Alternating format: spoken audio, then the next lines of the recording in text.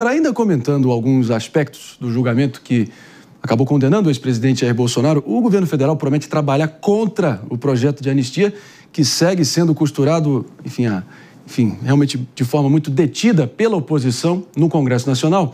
E olha, é sobre isso que nós vamos conversar agora com o vice-líder do Partido dos Trabalhadores, do PT, na Câmara, o deputado Alencar Santana.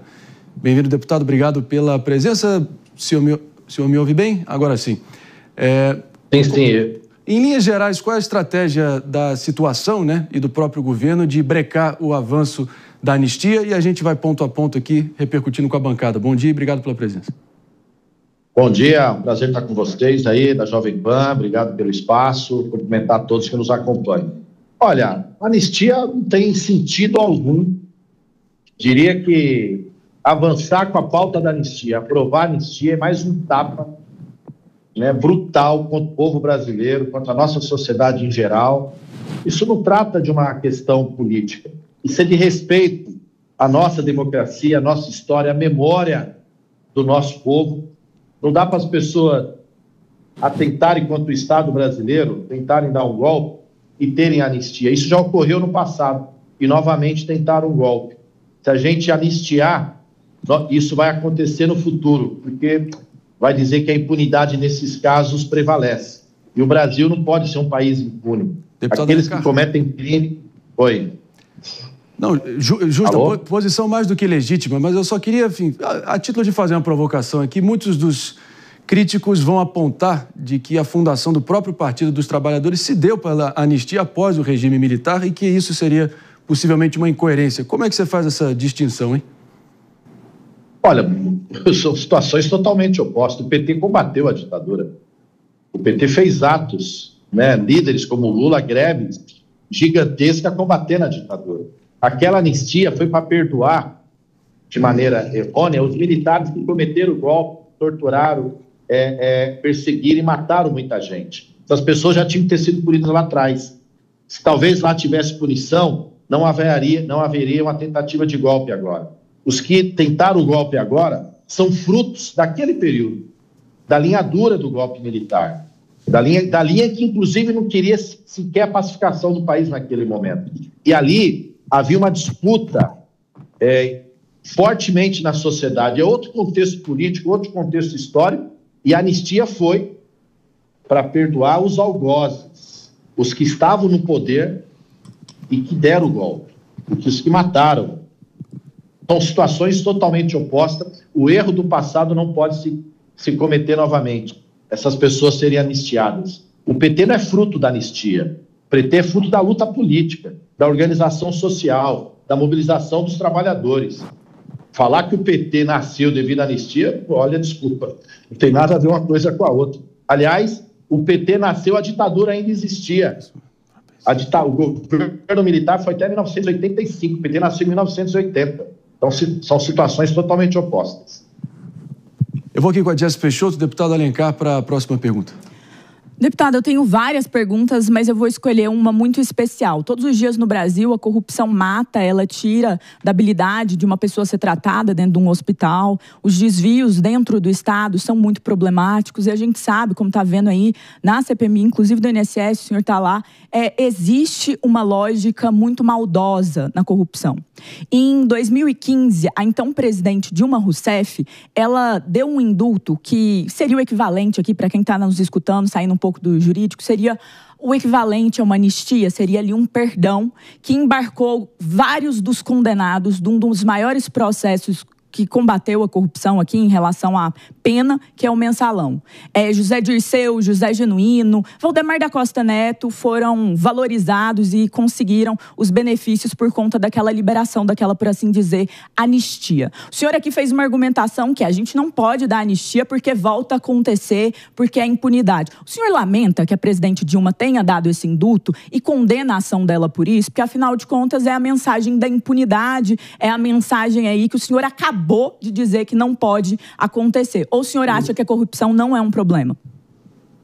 A corrupção é um problema, sem dúvida, tem que ser combatida e não pode ter impunidade nesses casos também. Aliás, a impunidade não pode ter em situação nenhuma, E quando você deixa uma situação impune, você passa uma espécie de concordância, né? Eu desconheço o indulto que a presidenta Dilma deu. Depois você pode até nos falar aqui. Foi para o José Dirceu, foi para o Genuíno, foi um indulto e eles acabaram conseguindo assim suas liberdades, também baseado nisso. Até o próprio presidente atual do PL, né, Valdemar da Costa Neto, foi beneficiado por esse indulto. Tendo em vista que eles estavam condenados... Eu desconheço esse indulto. Tá. Eu desconheço esse indulto. O senhor acha que ele não existe, então? Eu desconheço. Você que está afirmando que ele existe. Eu estou dizendo que eu desconheço. O senhor consegue pegar o celular, ver que ele existe e me responder se o senhor lamenta ou não que a presidente Dilma tenha dado? Tendo em vista que teve Dilma uma não deu indulto. Condenação, trânsito em julgado, tudo certinho. A presidenta Dilma não deu indulto pessoal a ninguém. A grande questão aqui é que o indulto que ela deu beneficiou estas pessoas. Então, até foi depois, o Dirceu até que teve que ir na justiça em relação a isso. O indulto natalino de 2015. 24 de dezembro de 2015. Isso não é pessoal. Então, tudo bem, mas o senhor... A anistia também não seria pessoal. A anistia também não seria pessoal. A minha grande pergunta para o senhor é, a argumentação do senhor é sobre como isso geraria impunidade, como isso faz acontecer de novo. Tendo em vista que os condenados de corrupção foram beneficiados pelo indulto, o senhor lamenta que isso aconteceu? Não, são situações diferentes. O indulto natalino todo presidente dá, todo ano. Ele coloca ali algumas... Desculpa, posso falar? Não, é porque não é porque todo mundo faz que está correto. Eu acho que essa é a questão. Posso falar? Deputado Alencar Santana, por favor, você é o nosso convidado e vamos ouvir a sua resposta, por favor. Não houve ali nenhuma campanha por indulto de A, de B, de C, de Z, não houve nenhum momento. Nenhum momento. Não são situações totalmente antagônicas. Não confunda a sociedade, porque isso deseduca. Isso não forma. Isso colabora, sim, para outras tentativas de golpe e outras tentativas de crime, de corrupção ou não. A situação do indulto natalino, que é um ato que todo governo faz no final do ano, algumas condições, se pode se beneficiar A, pode beneficiar B, pode beneficiar C, né? Se concorda ou não, aí é uma outra situação. Aquilo ali não foi pessoal. O que nós estamos vendo agora é uma campanha de anistia de gente que sequer ainda tinha sido punida, mas que sabe da sua culpa e que queria o perdão para atos praticados gravíssimos. Eles sabem que são graves, eles sabem que eles têm culpa, eles sabem que são responsáveis e eles querem um perdão. Nós não podemos concordar com isso, jamais. Seguimos aqui em frente, deputado Alencar Santana, com a pergunta do Mano Ferreira. Por que não? Mano Ferreira com a pergunta. Bom dia, deputado. Esse caso do julgamento dos militares envolvidos na trama golpista evidenciou que diversos militares de alta patente estiveram envolvidos nessa trama.